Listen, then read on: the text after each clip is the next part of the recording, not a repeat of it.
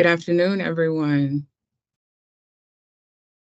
Thank you so much for joining us today, and thank you for introducing yourselves in the chat. We are excited to engage with everyone. So my name is Dr. Ashley Hutterson, and I'm the STEM and CS Equity Advisor in the Office of the U.S. Deputy Secretary of Education. It's my pleasure to officially open the 2024 You Belong in STEM convening. The theme of this year's conference, From Commitments to Action, underscores our collective responsibility to translate aspirations into tangible results. It's not enough to merely pay lip service to the ideals of diversity and inclusion. We must actively engage in meaningful dialogue, challenge existing norms, and implement concrete strategies to dismantle barriers and create pathways for everyone.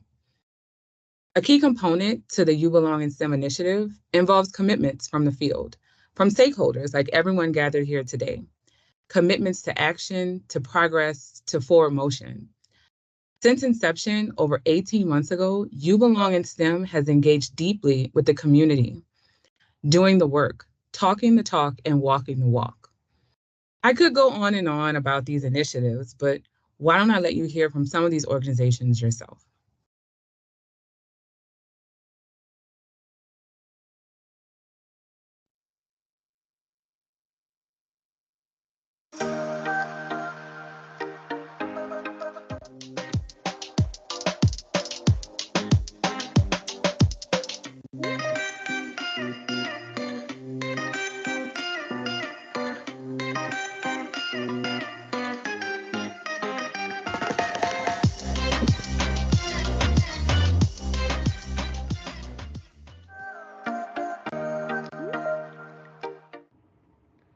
Hi, I'm Tyler, our Associate Director for Education and Outreach at Community Resources for Science, and I'm excited to give a Spring 2024 update on our You Belong in STEM pledge. For our in-class science education outreach programs led by scientists that incorporate representation of scientists of color and culturally inclusive phenomenon and stories, we had pledged to reach 100 classrooms per year. Excited to update that we've reached 153 classroom lessons with our Bay Area scientists inspiring students, Storytime with a Scientist, Scientist Ambassadors, and Be a Scientist mentoring in Spanish. Hello, I'm Dr. Donna Desiato, Superintendent of the East Syracuse-Manoa Central School District. We are members of the East Syracuse-Manoa Central School District STEM learning ecosystem located in central New York. We are using approximately $750,000 in American Rescue Plan funds to support our educators in their in-depth understanding of professional learning communities. We are also investing in extended day learning in the summer and beyond the school day for our students.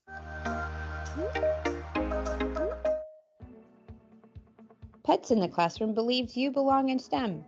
Nearly 10 million students have already experienced having a classroom pet, which enhances the educational and personal development of students, especially in STEM.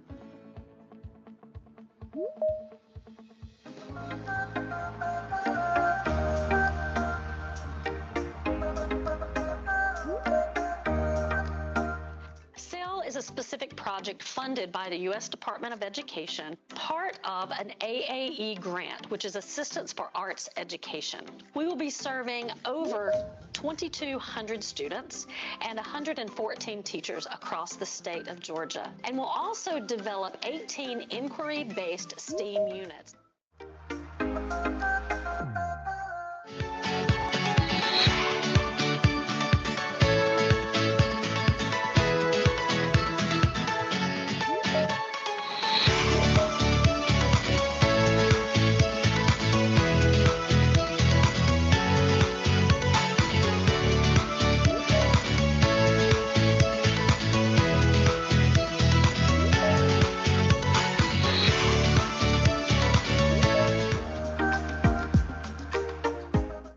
You belong in STEM. You belong in STEM. You belong in STEM.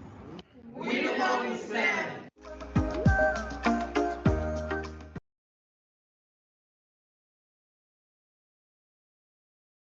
What amazing stories.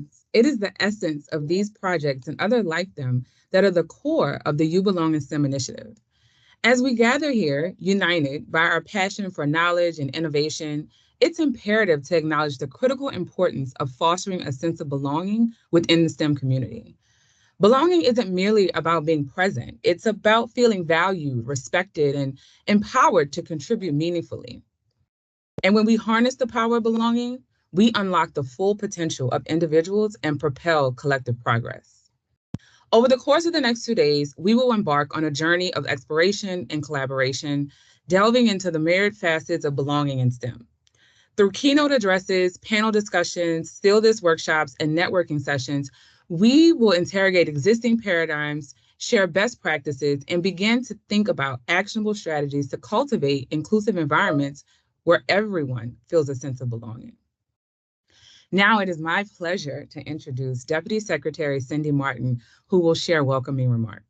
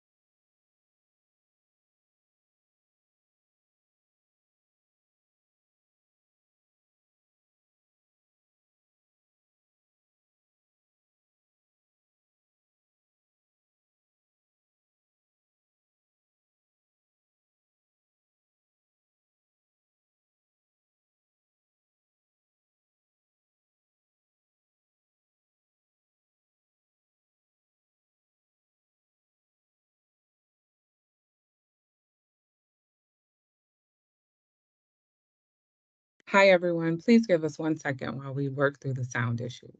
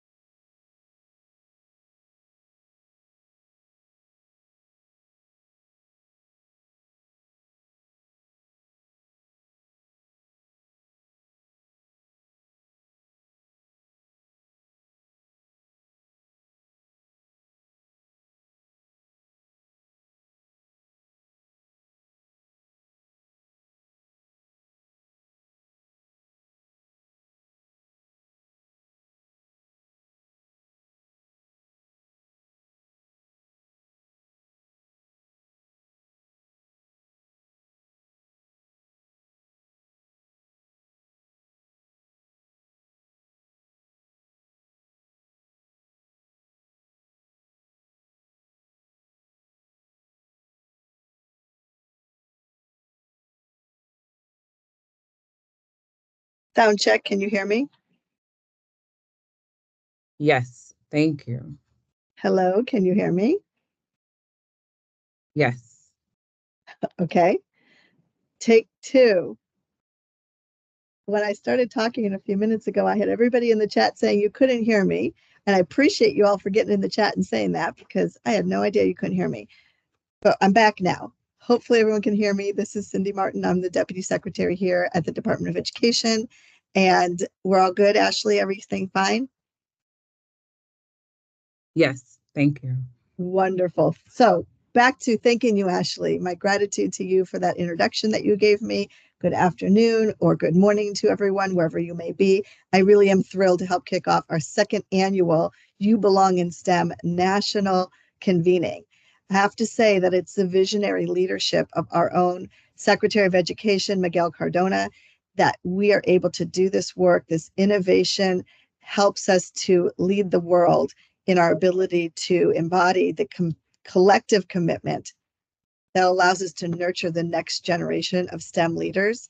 And when I think about the STEM leaders and what's possible, regardless of background, regardless of circumstances, there's leaders in the field, and we need to make sure our students have all the support they need. It really is a complete call to action. This is a promise that we are making to our nation, a promise to empower every single student with the skills and the knowledge and the opportunities that they need to thrive and to serve and to become contributing, participating members of the 21st century and beyond. So at its core, you'll see that You Belong in STEM's initiative seeks to dismantle the barriers that are existing for far too long, but not just dismantle barriers. That's what we're taking down. This work is also meant to create the pathways for success that is so important for STEM education. So we recognize that talent is universal, but opportunity is not.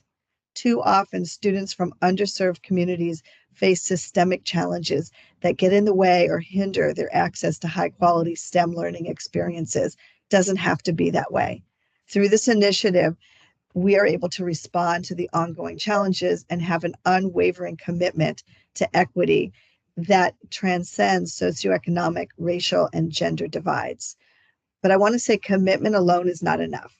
It really takes action. It takes bold, decisive action to transform aspirations that we have into achievements and dreams into realities.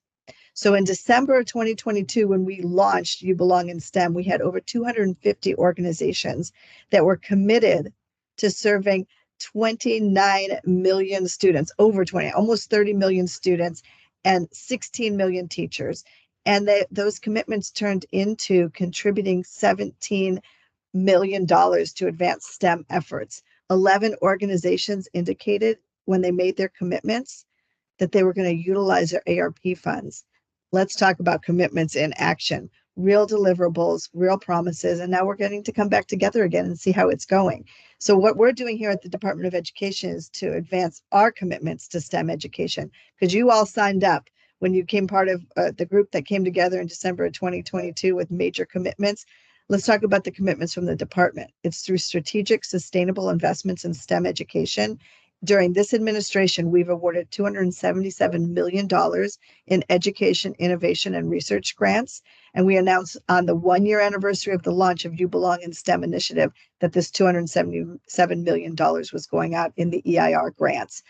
Of this total, $90.3 million was awarded specifically to STEM priority proposals. And then in the coming weeks, you're going to see that the department will invite new applications for up to $259 million for this EIR program. So in total, that's more than $1.6 billion under the Biden-Harris administration has been invested in STEM education from preschool through graduate school.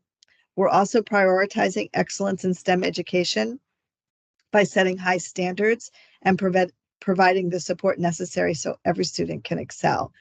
This requires cultivating a very diverse ecosystem of STEM educators, many of you on this call right now. That ecosystem has to reflect the rich tapestry of our society. That means we have to invest in professional development. We need better mentorship programs, and we need innovative teaching practices that engage and empower students of all backgrounds.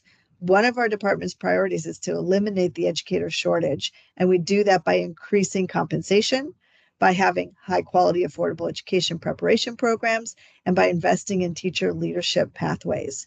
We know that educator shortages affect the quality of STEAM learning for students across the country.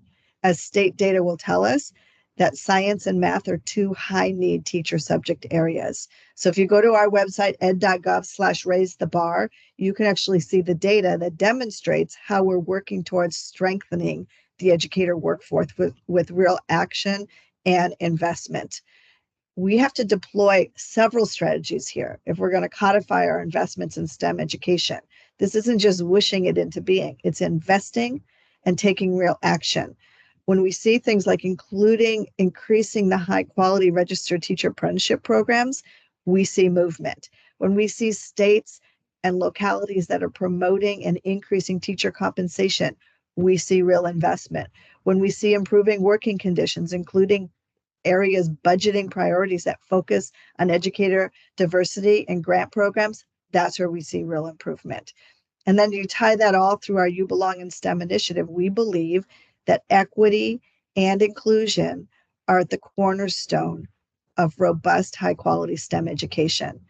That's why we have to confront bias, we have to name it and do something about it. We have to address the stereotypes head on.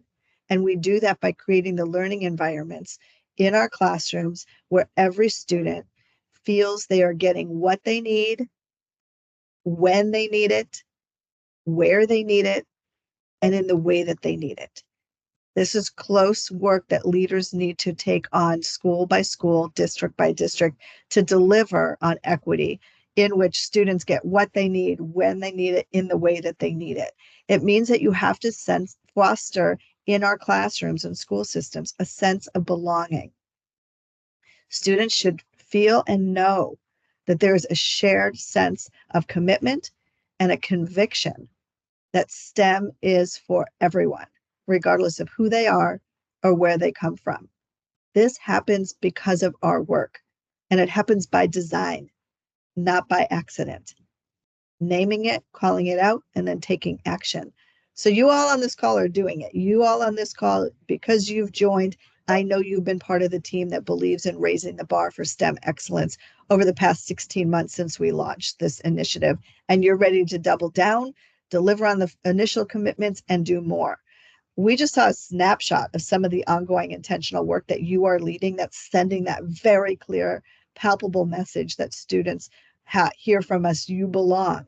You are leading in your communities. You're going to continue to lead, and we will continue to learn more over the next 2 days of this learning session around what's been working, who has raised the bar, who has already delivered, who has done this across the country.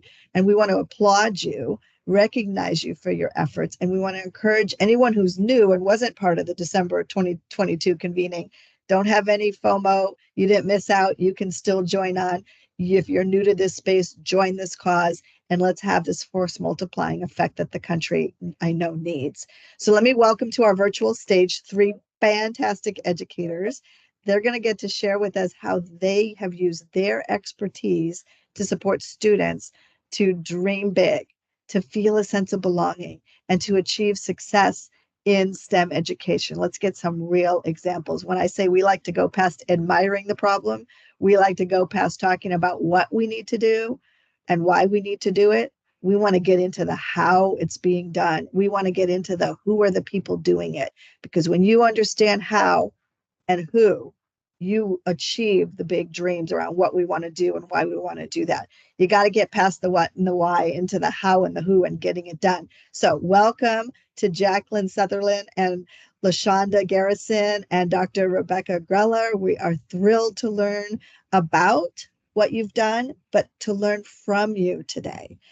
Can you start by briefly introducing yourself, share what school and community you represent, and tell us a little bit about your educational background and where you are currently completing your fellowship? Hi, My name is Jacqueline Sutherland. I have been an educator for going on almost 10 years. I work at Accokeek Academy and Prince George's Public School in Maryland. And I am serving as a congressional fellow under Congresswoman Suzanne Bonamici, District 1 of Oregon. Fabulous. Thank you. LaShonda? Good morning. Yes, thank you so much. Thank you, Deputy Secretary Marten. My name is LaShonda Garrison, and before the fellowship, I was teaching for the Department of Defense Education Activity, supporting military-connected children and families. And currently in my fellowship, I'm serving in the Senate, and I get to represent and advocate for education, military families, and children at that space. Thank you so much for having me today. Fabulous. Rebecca? Thank you, Deputy Secretary Marten, for having us today. I'm Rebecca Grella. I'm here representing the community of Brentwood Union Free School District in Brentwood, New York on Long Island. We are the largest suburban public school district in the state of New York, servicing approximately 18,000 students. I've been a teacher there for 22 years. And I'm serving as an Albert Einstein Fellow this year with my mentor, Louis Lopez, in the Undersecretary of Defense, Department of Defense STEM. Fabulous. Well, I'm so happy everybody on this call gets to meet the three of you and actually get some real tactical advice and special examples of what actually works and how to do it for those that are trying to figure it out. You all are extremely impressive. One of the great things I get to do as Deputy Secretary, I should say by way of introduction, this is my 34th year in education. I love talking to teachers. I love seeing what you are getting to do in your experiences right now to bring to the nation your incredible expertise. I got to read your incredible bios. And so you all are pretty impressive. You wouldn't be where you are today if you weren't so impressive. And what's in your bios is what's on paper. But I have some specific questions to ask each of you because you have such deep experience that I think will be really helpful to everyone. So let me start with LaShonda.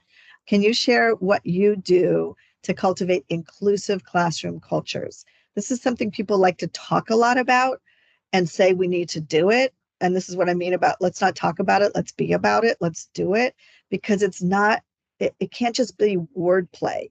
It's got to be by design. It has to be intentional. So talk to us about how you create welcoming environments that celebrate diversity, that challenge stereotypes, that promote collaboration among students from varying backgrounds. And I know when you do it, what's at the heart of it is academic rigor. A lot of people want to say when you create inclusive classrooms where everyone feels like they belong, you're not talking about academic rigor. You actually are doing that. You're celebrating diversity, challenging stereotypes, promoting collaboration, not just because it feels good, but it's because how you produce academic excellence. So tell us how you do that, LaShonda. Give us the secret sauce.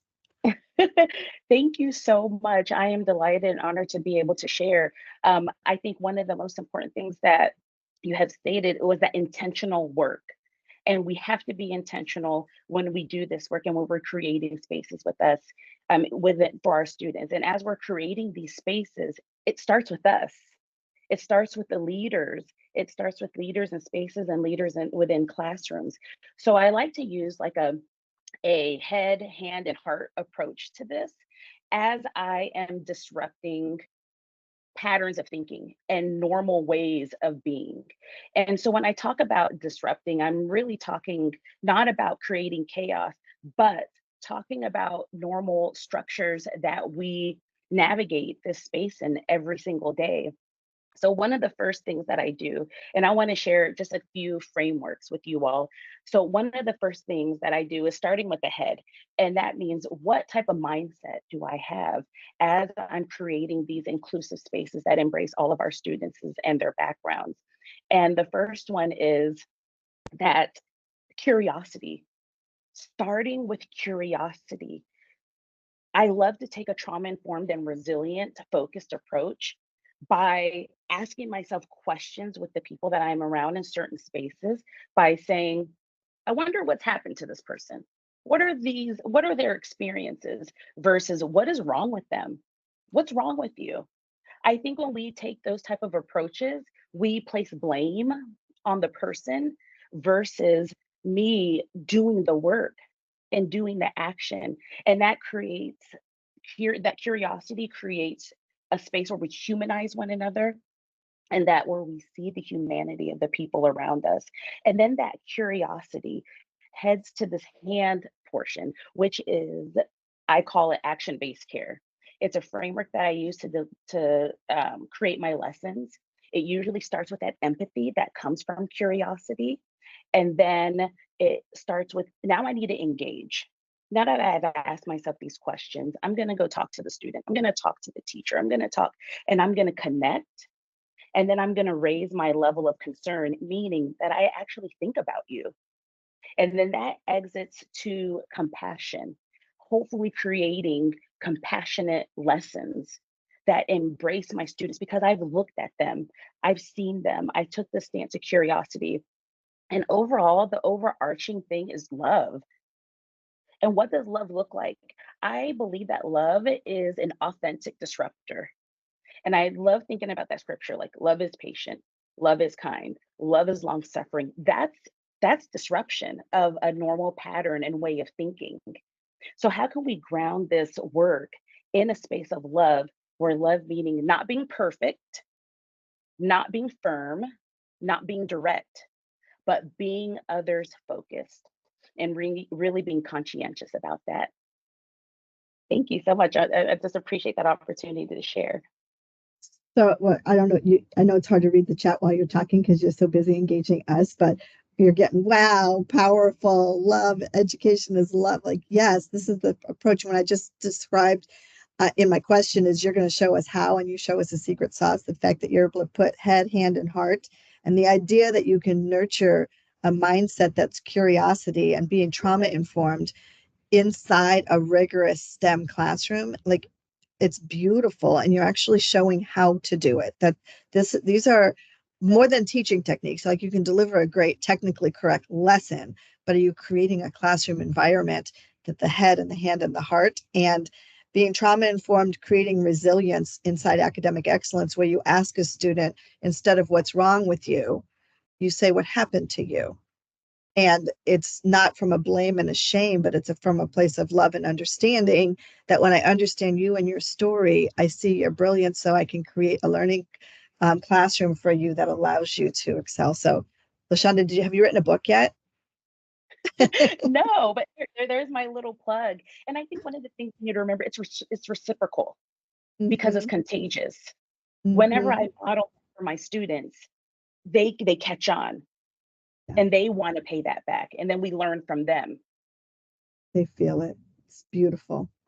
Everyone wants to be in your classroom now. All right, back. So your bios are fabulous. That's just a little secret sauce from LaShonda there. Let's talk to Jacqueline.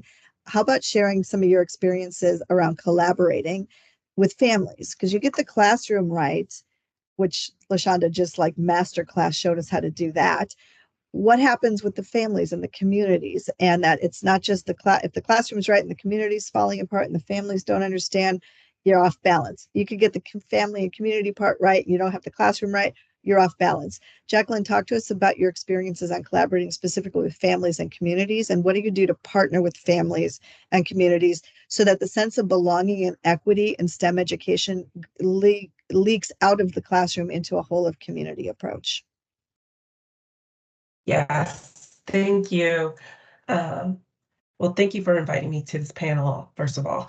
The first thing we need to address is what is going on in the community. So like me working in a predominantly Black and Latino community, I had to identify this systematic mistrust in our community due to historical interactions. So like addressing that and being transparent and upfront about what is going on, and then bringing in the community to have conversations about it, but not having like really like accusatory or aggressive conversations. We have more like really big open-end questions that are just based off of curiosity. And it's just opening up the conversation, not only through myself as a facilitator, but the students are bringing the questions. They are bringing their curiosity. And what happens is that the kids are using their perspective, and and the parents in the community are bringing in their perspective. You get this kind of tapestry that forms. And what happens is like the kids use their understanding, and then the reasoning comes, and they develop into what is the overall concept of what society is looking from the past, present, and possible future. So in my classroom with my community, I say, like, you need to understand reality so you can reshape the future to your perspective. So in order to do that, we brought in the community we took down the barriers of the classroom. We just opened it up. We allowed the students to say, let's talk about X through a scientific, mathematical, it doesn't even matter the structure of the subject. It was bringing it out there and addressing the issue for what it was. Wow. Masterclass 2.0 now. Telling us actually how to get this work done. Thank you so much, Jacqueline. And now, Rebecca, so we talked about like in the classroom, then the community and the parents. Let's go back to the classroom, but from a little bit of a different angle, Rebecca, about your approach and success with amplifying student voices in the classroom. What are the experiences? What are the perspectives that promote a sense of ownership and agency through rigorous STEM learning? Sure. Thank you, Deputy Secretary Marten. Ownership and agency is critical in today's classrooms, meeting students where they are. For me, I always encourage my students to seek their passion and their purpose, seek their ikigai, right? The Japanese word for passion and purpose, their ikigai. As a trained scientist in ecology and evolutionary biology, I've created a laboratory climate within my learning space at Brentwood High School that's conducive to students asking real world questions. And in this space, students are driving the initiatives of the discovery, both within their communities and within the learning laboratory within the high school. Through bringing this university lab to an underrepresented district in Brentwood, the goal was to elevate the diverse STEM voices, to give students that were often told that they weren't able to succeed because they didn't have the resources, or their voices have never been present at the table. What we've done in Brentwood is build that space where students feel comfortable doing so. They ask those questions that are connected to the real world, right? We're separating the need to know from the wanting to learn. They're getting out there and they're asking questions that matter. They're doing discovery that asks questions of the natural world, that they can collect data, analyze data, and then share that data. We have 2 students that are sharing that data at the National STEM Festival this week. It's an incredible honor to have the representation of the Brentwood community there. We are 80% Latinx. We are a Title I district, and we do have our issues, but with the right supports and measures in place, and when you bring together that community, when you have your community of partners, your community of families, and when everybody has a voice at that table, it makes your students have that voice. And what we've done is allowed students to engage in a podcast called the Let's Science That podcast, where they are sharing their ideas. And it's been a great opportunity to get their voices out there. That's fabulous. I love to hear how you actually make it really relevant when we talk about agency, for students to realize what agency is for them to understand that they are an agent for change. And they understand it through real action, getting themselves on a podcast, getting noticed, coming to the National STEM Festival. Like, those are platforms for voice and agency. And even if everybody doesn't come to a national convening, you are finding local platforms, regional platforms, national platforms, but you're making a difference. And one of the most impactful things I think can happen for voice and agency, like you said, Jacqueline, it's a tapestry. I love that analogy about the tapestry that emanates from a classroom with caring educators who understand the power of rigorous, relevant, joyful STEM learning, that it can be joyful and rigorous at the same time. It can be affirming of understanding people's backgrounds. Rolando mentioned the ACEs survey. I'm from San Diego. I didn't say that. I spent my entire career in San Diego and was superintendent in San Diego Unified School District before coming here, and spent all of my years teaching in San Diego. And the ACEs survey that he mentioned, Rolando put in the chat, comes out of San Diego State, actually, originally, and Kaiser. It's adverse childhood education or childhood adverse experiences. And we used it a lot in San Diego. It's the trauma informed, but you start with that and then you build these relevant, rich, joyful learning experiences. So thanks, Rolanda, for putting the mention in there of what that was, because LaShonda talked about trauma informed practices, and there's science behind it, and it came out of some research that we applied in San Diego. So let me wrap by saying I have a lot of takeaways here. Big question in my mind is always about the reason why this matters is if you think about who is doing the science, what science needs to be done, why does it need to be done, but who is doing the science and who are they doing it for and what problems are they trying to solve? If we don't have diversity in the science fields, then we have the people doing the science are doing it for, different purposes. So anyway, the who matters, who's doing the science, why is it being done, and what's going to come of it. I think there's a lot of great takeaways. Let's just go a quick round robin here. If you can leave everybody in the audience as we consider how can each one of us in our respective roles foster a sense of belonging for all students in STEM learning environments. A quick workaround. Start with LaShonda. Yes, thank you so much. Last week, I had the opportunity to visit some researchers from Emory University who were studying social connections and the power of social connections. And one of the things that they shared was one social connection could change the expression of a traumatic experience. So I think about that in the classroom. Belonging is a need. Belonging is a need that we have as human beings, but and as an individual, but we get that sense of belonging from the collective. So as a classroom community, as a school system, how we have to really be conscientious about our social connections and making sure that our students and our educators and our buildings feel that strong social connection, because it can either make you or break you. It can make you healthy or unwell. Our social connections are extremely important. And because STEM requires this individual, but also this collective with solving problems, we need to make sure we take care of that so people bring their best selves forward and that they bring their best work forward in STEM. Belonging is a need. It's not a want. Thank you, LaShonda. Jacqueline. Thank you so much.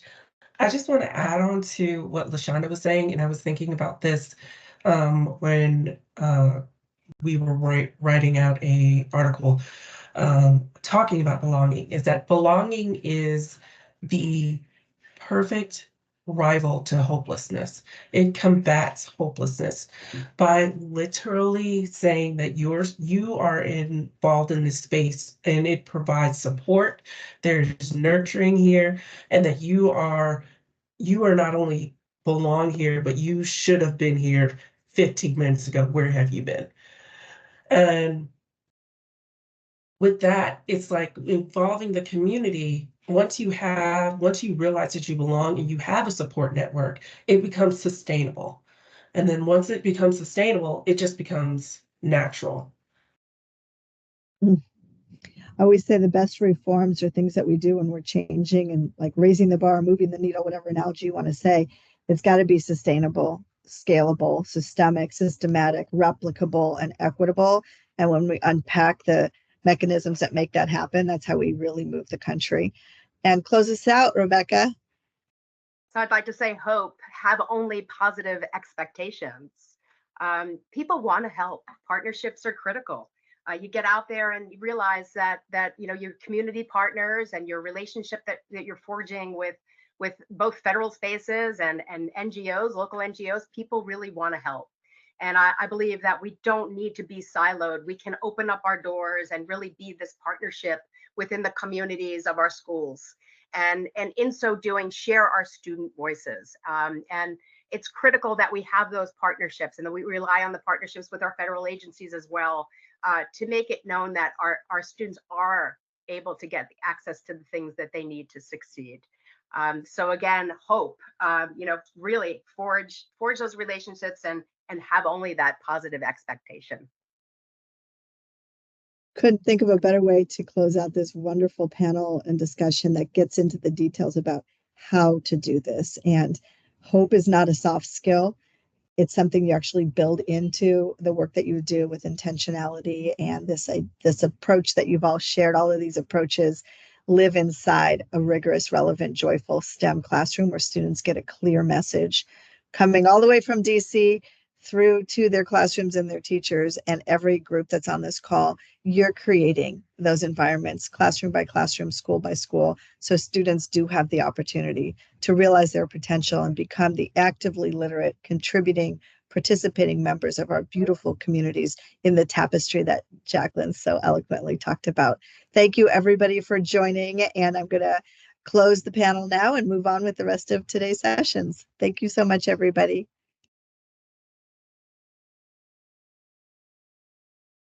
Thank you. Thank you, Deputy Secretary Marten. And thank you to our panelists. What an amazing, amazing panel and discussion.